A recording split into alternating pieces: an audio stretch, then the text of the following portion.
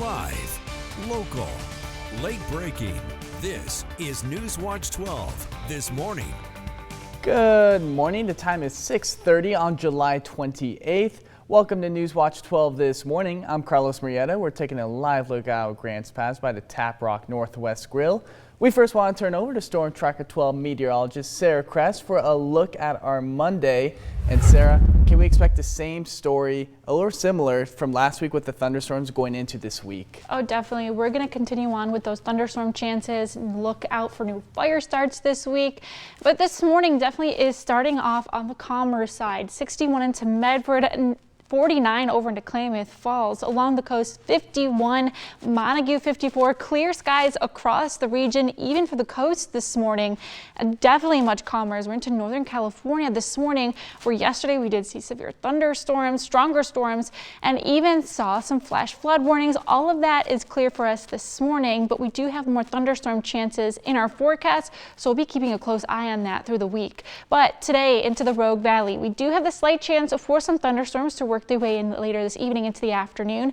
Temperatures will be climbing up into the 90s for us today, a little bit warmer than the past couple. On the hotter side, you'll feel that summer heat if you are outdoors this afternoon. We have 95 behind to Medford, Klamath Falls 86, Wairika 91, Brookings 65, Grants Pass, less of a chance for those storms today into the 90s as well.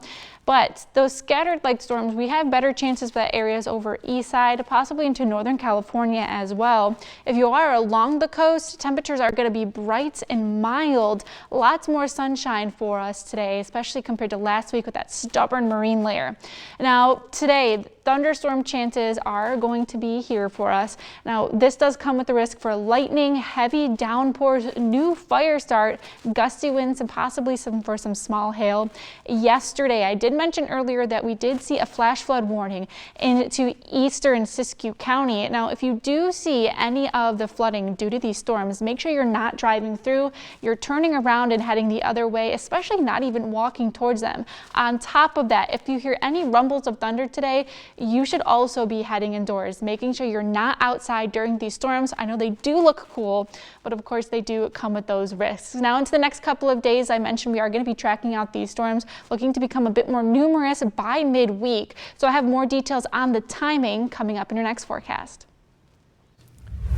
On the fire watch, officials have confirmed that the Butler fire was caused by lightning, as containment is now up to 34%.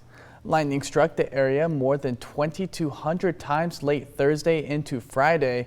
With rainfall in recent days, crews on the Butler fire said they're making great progress. New command says they're dedicated to making sure the surrounding communities and their resources are protected.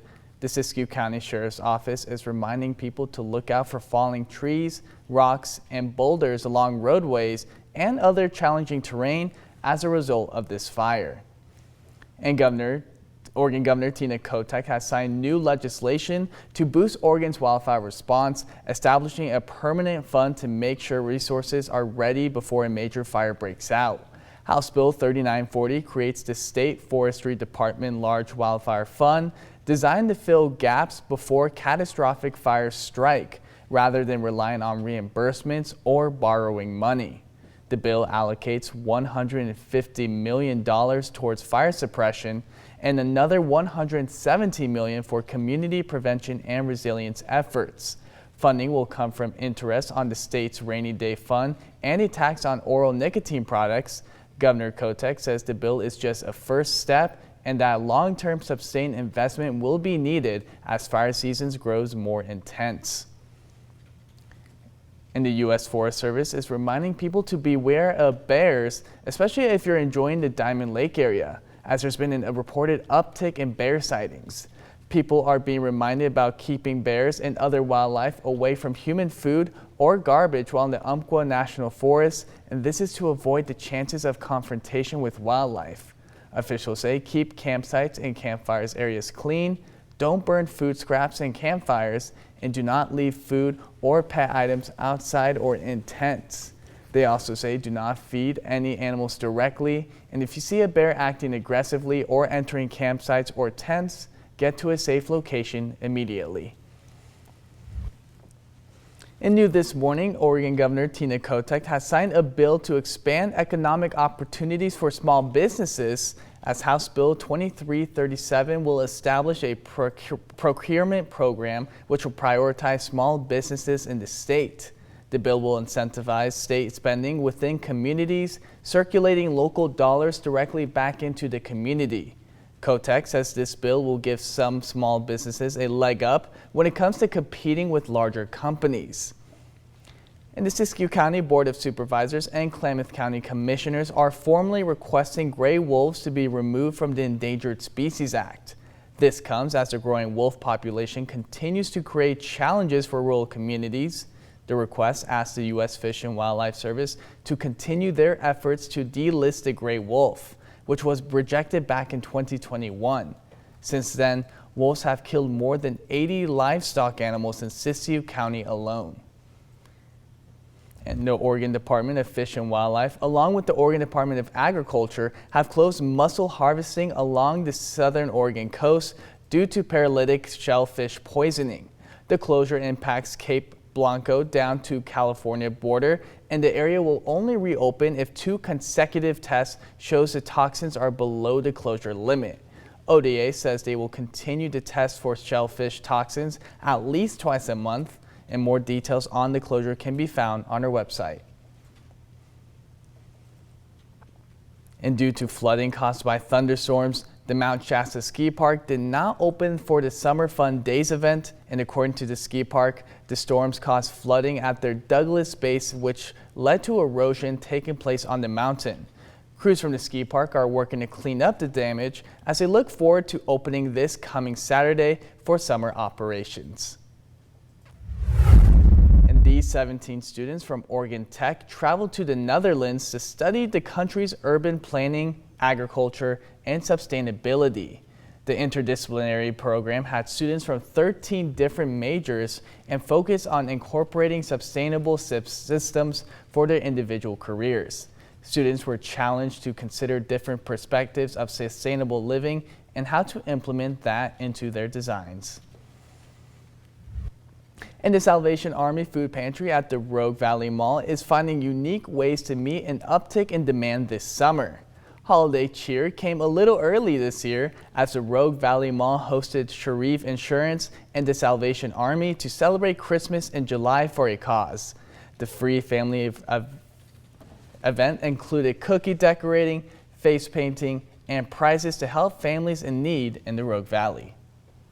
Families in need, not just during holidays, but all year long. And so that's why we were doing a food drive and bringing the spotlight on Salvation Army to support individuals and families and those in need.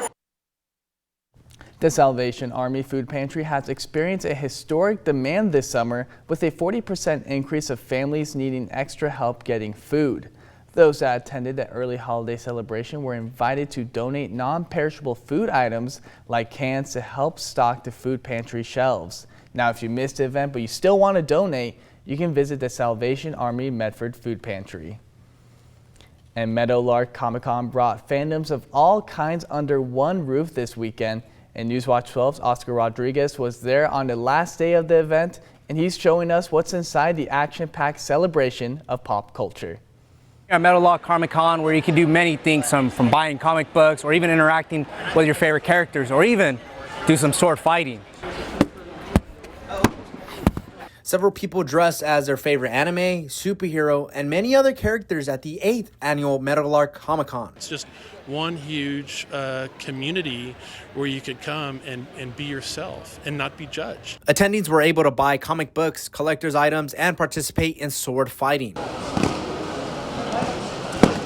Plus, a chance to meet your favorite actors and be able to attend panels, including with Michaela Hoover from the new Superman movie. For Hoover, she says she enjoys meeting people and exploring the city she visits. Getting to meet the fans and thanking them and having those interactions and that connection is just really special.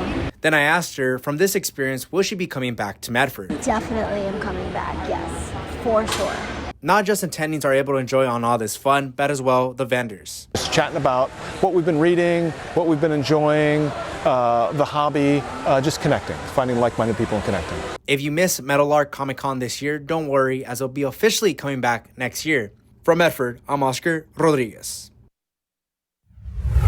Looking ahead, the Camelot Theater has announced its 44th season lineup. The theater says the mix of classic Broadway musicals, powerful dramas, and original spotlights will continue their legacy. Tickets for the shows will go on sale this September, and more details can be found on our website, kdrv.com.